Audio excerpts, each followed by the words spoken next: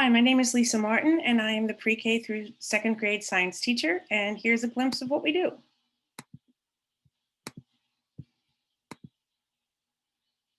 So the approach I take is experiencing and exploring science.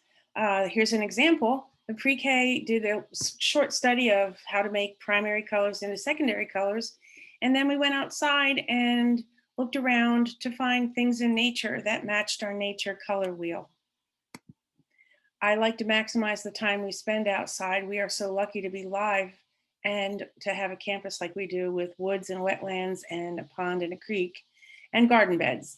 In this photo, pre-K and K are growing bok choy. And in this photo, the second grade is exploring the Wissahickon Creek, which they love to do.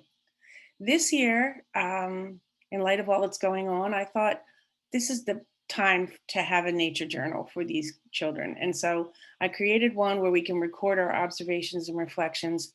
We're using all of our senses and then finding time to journal about it during science class. Here's an example. First grade was learning about the life story of a tree through its rings, which includes more than just its age, the climate, the weather, whether it was crowded, and competing with other trees. So here is her entry, and she sketched it, and her reflection is my tree is 15 years old. I like to use STEM-based approaches as well. Best example is the second grade students. We were comparing and contrasting ponds and creeks, and we discussed how beavers can dam up a creek and actually create a pond from it.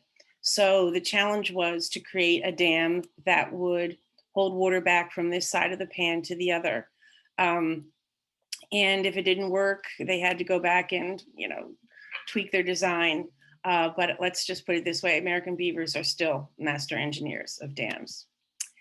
On the back of the journal is a favorite quote: discovering isn't just finding new places and things, it's seeing familiar places with new eyes.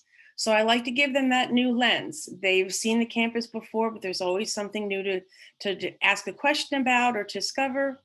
And that is a little glimpse into science. And I thank you for your time, and I thank you for the opportunity to teach your children science. It's a pleasure.